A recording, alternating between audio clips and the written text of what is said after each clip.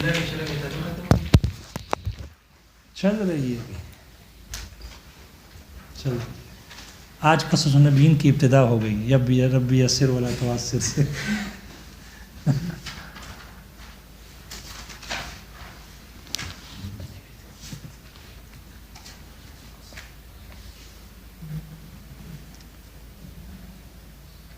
سبب کی 4 قسمیں. اللہم انفعنا بما علمتنا. بسم اللہ الرحمن الرحیم. اللہم انفعنا بما علمتنا وعلمنا ما ينفعنا. اللہم الہمنا مراشد امورنا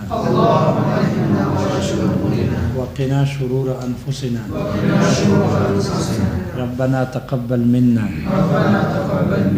انك انت السمیع العلیم.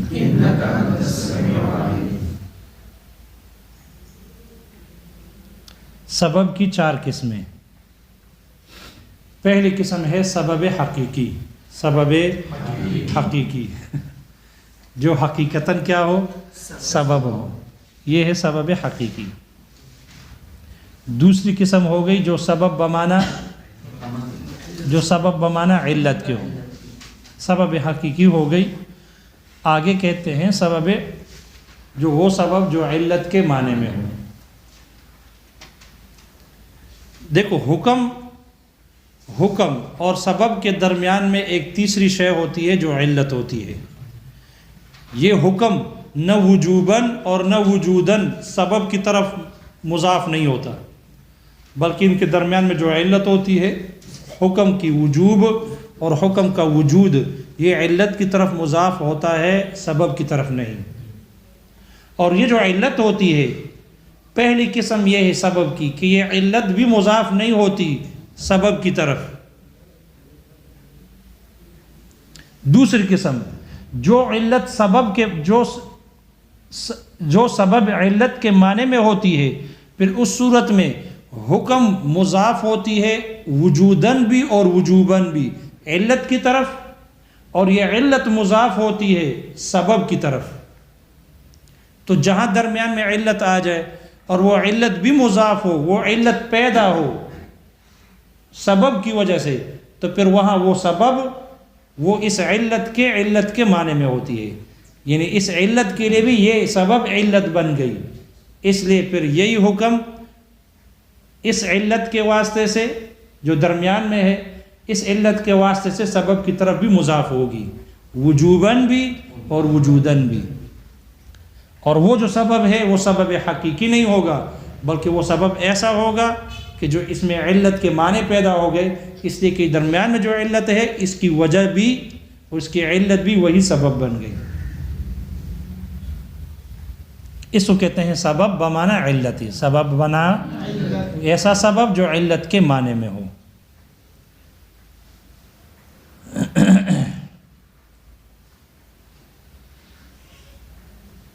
اس کی مثال دی ہے جیسے کہ سوق دابہ کرنا، جانور کو ہکانا. جانور چل رہا ہے، مویشی چل رہے ہیں، ایک ان کا سائق ہے اور ایک ان کا قائد ہے.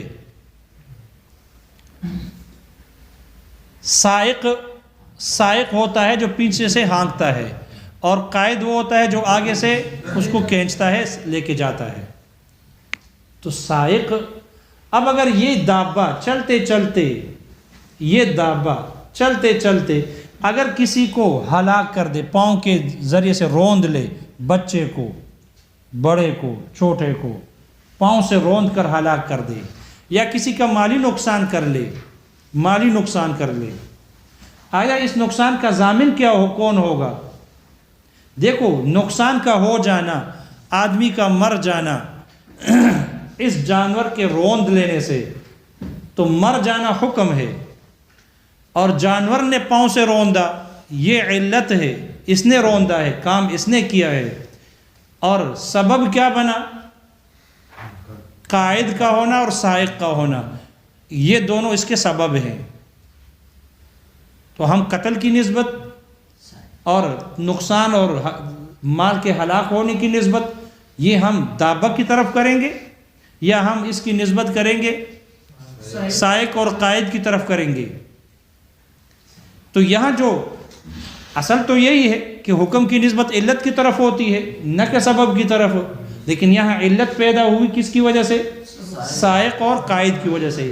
اگر کوئی پیچھے سے نہ ہانکتا، کوئی آگے سے نہ کھینچتا، تو یہ جانور کسی کو پاؤں میں نہ رونتا، کسی کو ہلاک نہ کرتا، کسی کا مالی نقصان نہ کرتا. لہذا اس حکم کی بندے کے ہلاک ہونے کی یا اس بندے کے مال کے ضائع ہونے کی جو وجوب اور وجود ہے، اس کی نسبت سب سے پہلے علت کی طرف ہوگی. اور چونکہ یہ علت جانور کا یہ روندنا یہ پیدا ہوا ہے قائد اور سائق کی وجہ سے، وہ سبب ہے، اس لیے اس کی نسبت پھر سبب کی طرف کی جائے گی. اور سبب قائد اور سائق اس کا ضامن ہوگا، کوئی جانور ضامن نہیں ہوگا، بلکہ قائد اور سائق یہ ضامن ہوگا. لیکن یاد رکھنا ضامن ہوگا اس فعل کے، اس محل کے نقصان کا ضامن ہوگا، یعنی اس کے بدلے میں جو چیز واجب ہوتی ہے اس کا ضامن ہوگا. کسی کو پاؤں میں روند کر ہلاک کر دیا تو دیت کا ضامن ہوگا. اگر کسی کے مالی نقصان کیا ہے تو اس کے تاوان کا ضامن ہوگا. قائد اور سائق دونوں ضامن ہوں گے.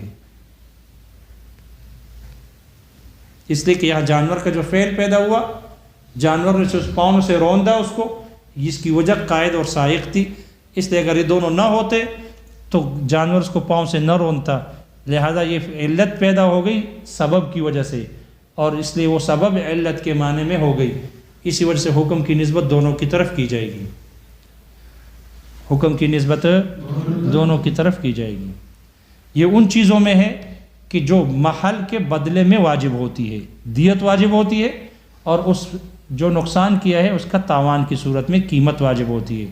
اس صورت میں قائد اور سائق دونوں ضامن ہوں گے. لیکن جو فعل کے بدلے میں اور سزا کے طور پر واجب ہوتی ہے، بھئی ایک آدمی دوسرے کو قتل کر دے، خطأً قتل کر دے، عمدن قتل کر دے، یا کسی کا نقصان کر دے، عمدن اس کو چھری مارے، جان سے نہ مارے لیکن چھری مار لے یا ہاتھ کاٹ دے، تو ایک تو دیت ہے، ایک یہ کہ اس سے قصاص لی جائے، اس سے بدلہ لیا جائے. تو محل کا تاوان زمان کی صورت میں تو قائد اور سائق ضامن ہوں گے، لیکن اس فعل کے کرنے کا جو سزا ہوگی، جو جزا ہوگی، اس کا تاوان قائد اور سائق پر لازم نہیں ہوگا. انہیں ان سے اگر عمدن انہوں نے جانور کو بگایا ہے اور کسی کو ہلاک کیا ہے تو ان سے قصاص نہیں لی جائے گی، اور اگر خطأً کیا ہے تو ان سے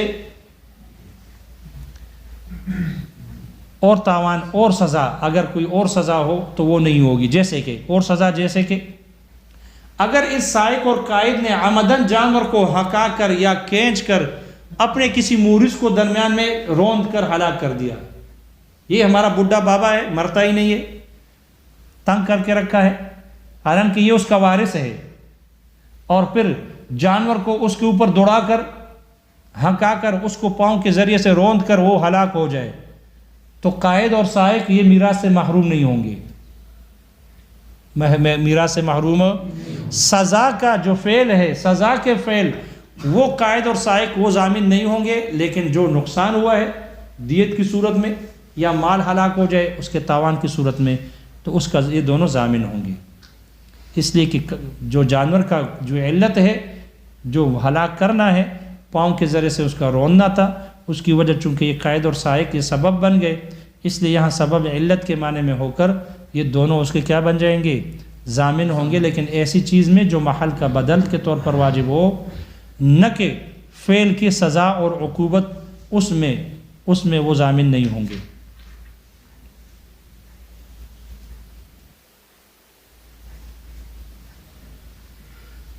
یہ دوسری قسم سمجھ میں آ گئی.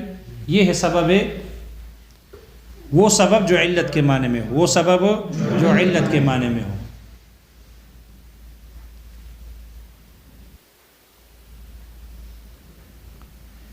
تیسری قسم ذکر کی ہے.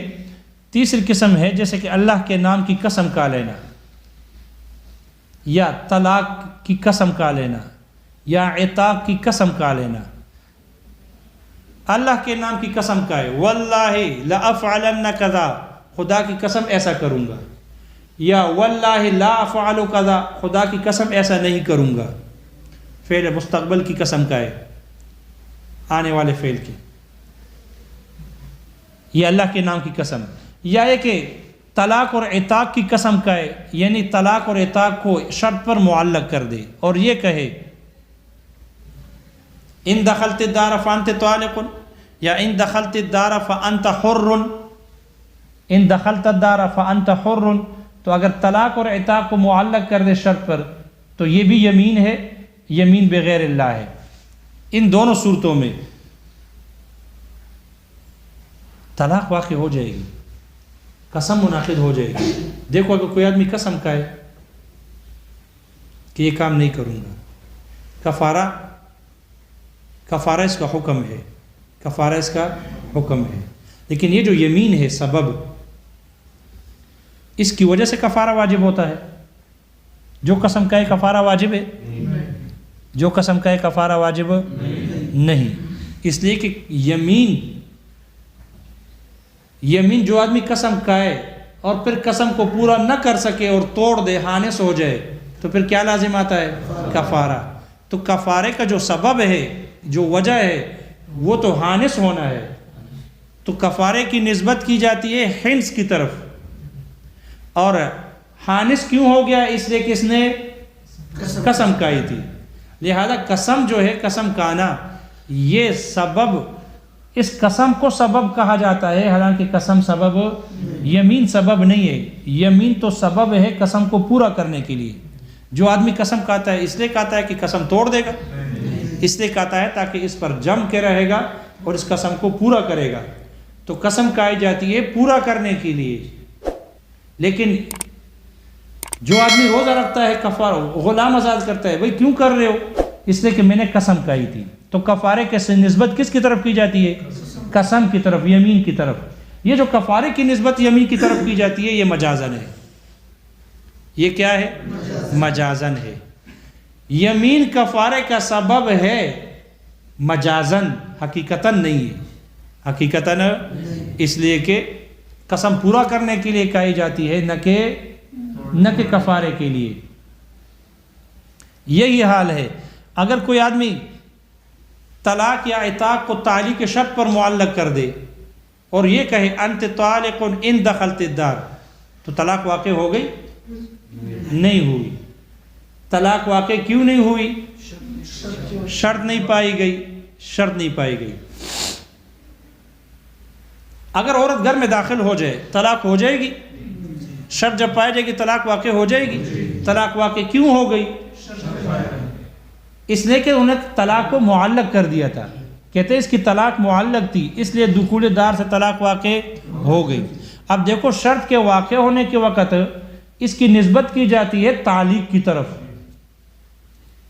حالانکہ تعلیق بالشرط یہ سبب نہیں ہے۔ طلاق کیوں ہو گئی؟ اس لیے کہ معلق کی گئی تھی۔ آزاد کیوں ہو گیا؟ اس لیے کہ اس کی حریت کو معلق کی گئی تھی۔ تو حریت کی یا طلاق کے واقع ہونے کی جو نسبت کی جاتی ہے اس حکم کی، وجوب اور وجود دونوں کی، سبب یہ تعلیق کی طرف کی جاتی ہے، حالانکہ تعلیق یہ جو سبب ہے اس کی طرف نسبت کرنا یہ حقیقتاً نہیں بلکہ مجازن ہے، کیونکہ یہ حقیقتاً کفارے کا، یمین کفارے کا سبب نہیں حقیقت میں، اور یہ تعلیق جو شرط طلاق کا واقع ہونا یا حریت کا واقع ہونا، یہ تعلیق اس کے لیے سبب حقیقتاً سبب نہیں ہے۔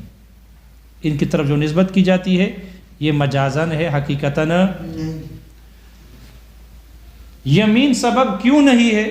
اس لیے کہ آدمی قسم کھاتا ہے پورا کرنے کے لیے، اور کفارے کا سبب ہے حانث ہونا۔ تو جو حانث ہونے میں اور یمین میں منافات ہے، قسم پورا کرنے کے لیے آدمی کہتا ہے، توڑنے کے لیے نہیں کہتا، لہذا حانث ہونے میں اور یمین میں کیا ہے؟ منافات ہے، اور جب ان میں منافات ہے تو پھر یمین کو کفارے کے لیے سبب قرار دینا درست نہیں ہے۔ اسی طرح طلاق کے واقع ہونے میں اور تعلیق میں منافات ہے۔ طلاق کو معلق کرنے سے طلاق واقع ہو جاتی ہے؟ اس لیے کہ طلاق کو معلق کرنا یہ کوئی علت تو نہیں ہے نا، یہ علت نہیں ہے. جب علت نہیں ہے، کیونکہ اگر یہ علت ہوتی نا تو جو آدمی بھی طلاق کو معلق کرتا طلاق واقع ہو جانی چاہیے. جو آدمی بھی قسم کھاتا حانث ہو جانا چاہیے تھا. حالانکہ قسم کھانے سے حانث نہیں اور طلاق کو معلق کرنے سے طلاق واقع نہیں ہوتی. معلوم ہوا یہ یمین یہ کفارے کے لیے سبب نہیں، اور یہ تعلیق بالشرط یہ حکم کے واقع ہونے کے لیے علت سبب نہیں ہے. تو پھر ان کی طرف جو نسبت کی جاتی ہے یہ حقیقتاً نہیں بلکہ مجازاً ہے.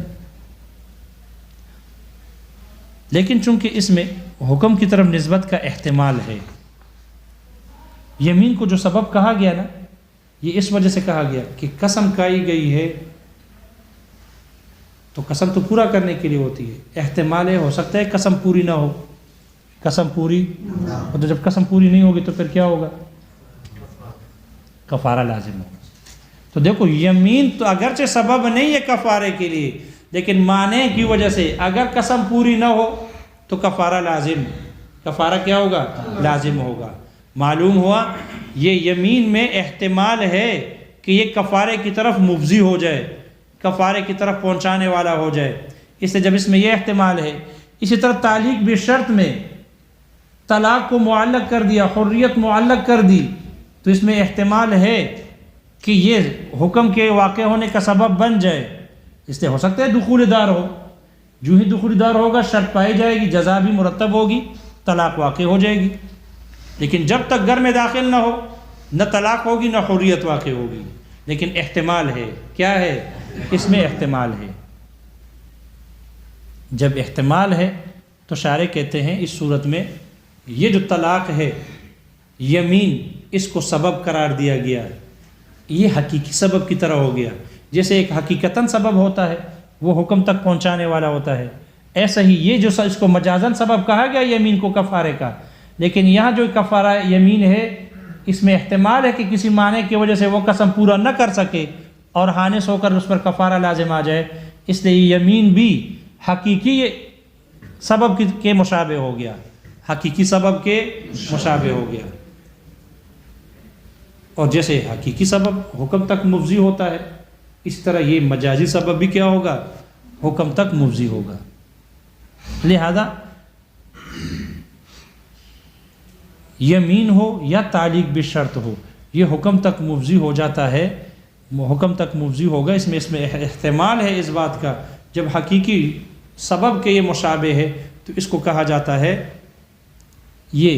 اس کو کہا جاتا ہے کہ یہ ایسا یہ ہے تو مجازاً اس کو سبب کہا گیا، لیکن یہ کبھی کبھی اس میں احتمال ہے کہ یہ سبب بن جائے.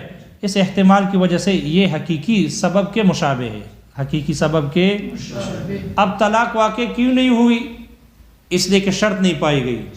تو سبب تو پایا گیا ہے لیکن شرط نہیں پائی گئی، شرط نہیں پائی گئی. شرط مانے ہونے کی وجہ سے حکم مؤخر ہو گیا. حکم کیا ہو گیا؟ تو ہمارے نزدیک جو آدمی تعلیق بالشرط کرے وہ حکم تک پہنچاتا تو نہیں ہے، یہ سبب تو نہیں ہے کہ حکم تک پہنچانے والا ہو، لیکن احتمال ہے ہو سکتا ہے دخول دار پائی جائے تو پھر سبب بن جائے گا.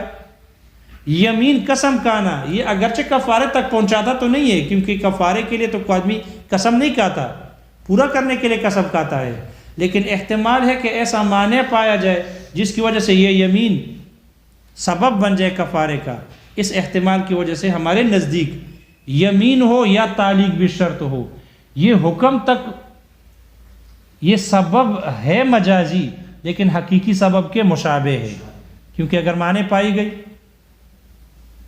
یعنی اگر دخول دار پایا گیا تو یہی تعلیق بالشرط جزا کے لیے سبب بن جائے گی اور یہی یمین کفارے کے لیے سبب بن جائے گی.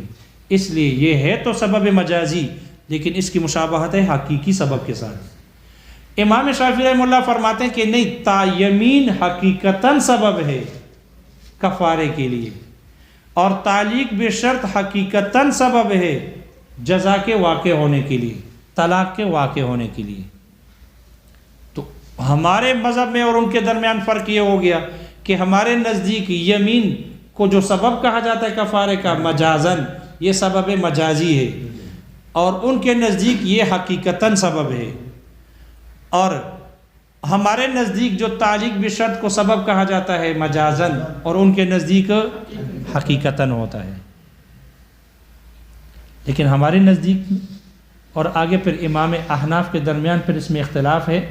امام ظفر رحمہ اللہ فرماتے ہیں کہ یہ جو یمین تو بالاتفاق ہمارے نزدیک سبب ہے، اور سبب مجازی ہے، حقیقی نہیں ہے، البتہ مشابہت ہے، اس میں کیا ہے؟ مشابہت ہے۔ جبکہ تعلیق بالشرط یہ بھی مشابہ ہے سبب حقیقی کے، مشابہ ہے لیکن حقیقتاً نہیں ہے، جبکہ شوافی حضرات کے نزدیک سبب حقیقی ہے۔ ہم میں اور ان میں مذہب میں، دونوں مذہبوں میں یہ فرق ہے۔ امام ظفر رحمہ اللہ فرماتے ہیں کہ یہ جو سبب حقیقی ہے، سبب مجازی ہے، یہ خالص سبب مجازی ہے، محض سبب مجازی ہے، اس کا سبب حقیقی کے ساتھ بالکل مشابہت نہیں، جبکہ ہم جمہور احناف کہتے ہیں کہ نہیں، یہ ہے تو سبب حق مجازی، لیکن اس کے سبب حقیقی کے ساتھ مشابہت ہے۔ کیوں؟ اس لیے کہ اگر کسی معنی کی وجہ سے وہ قسم پورا نہ کر سکا تو یہی یمین سبب بن جائے گا کفارے کے لیے۔ اگر معنی نہ پائے گا، اگر شرط پائی جائے گی تو یہی تعلیق بشرط یہ وقوع طلاق کے لیے سبب بن جائے گی۔ لہذا ہمارے نزدیک یہ سبب مجازی ہے، لیکن اس کے حقیقی سبب کے ساتھ مشابہت ہے۔ شارح کہتے ہیں، مصنف رحمہ اللہ نے اس پر بطور تفریق یہ فرمایا کہ اگر کوئی آدمی طلاق کو معلق کر دے تعلیق پر اور پھر تنجیزاً واقع کر دے تو وہ تعلیق باطل ہو جاتی ہے، یہ تنجیز اس تعلیق کو باطل کر دیتی ہے۔ ایک آدمی نے اپنی بیوی سے کہا ان دخلت الدار فانت طالق ثلاثا، پھر وہ گھر میں داخل ہو جائے، گھر میں داخل نہ ہو، طلاق معلق ہو گئی دخول دار پر، پھر اس نے کہا تو گھر میں کیا داخل ہوگی یا نہیں ہوگی پتہ نہیں، آج تجھے نق طلاق دیتے ہیں، انت طالق ثلاثا، اب 3 طلاق کو تنجیزاً دے دی۔ یہ عورت عدت گزارنے کے بعد دوسرے شوہر کے پاس گئی، وہاں نکاح کیا، شادی ہو گئی، پھر اس کے ساتھ ان بن نہ ہو سکی، اور ان بن آ کر نباہ نہ ہو سکی، ان بن آ کر ان کے طلاق وہاں سے بھی لے لی، دوبارہ شوہر اول کے پاس آ گئی۔ شوہر اول کے پاس نکاح ہو جانے کے بعد اب اگر یہ گھر میں داخل ہوگی تو طلاق واقع ہوگی یا نہیں ہوگی؟ امام ظفر رحمہ اللہ فرماتے ہیں کہ طلاق واقع ہو جائے گی، کیونکہ اس تنجیز نے اس تعلیق کو باطل نہیں کیا، اور ہمارے نزدیک اس تنجیز نے تعلیق کو باطل کر دیا، اس لیے ہمارے نزدیک طلاق نہیں ہوگی اگر دوبارہ گھر میں داخل ہو جائے دوبارہ نکاح میں آنے کے بعد۔ اور امام ظفر رحمہ اللہ کے نزدیک وہ تعلیق کیا ہو جائے گی؟ وہ تعلیق باطل نہیں ہوگی تنجیز سے، اس لیے اگر گھر میں داخل ہو جائے تو طلاق واقع ہو جائے گی۔ وجہ یہ ہے کہ ان کے نزدیک جو تعلیق کو سبب قرار دیا گیا ہے وقوع طلاق کے لیے، یہ سبب دینا، اس کو سبب قرار دینا مجازن ہے۔ وہ کوئی بیوی، اگر کوئی شوہر اپنے بیوی کو کہے انت طالق ان دخلت الدار، تو ہمارے نزدیک طلاق ہوئی؟ نہیں ہوئی۔ کیوں نہیں ہوئی؟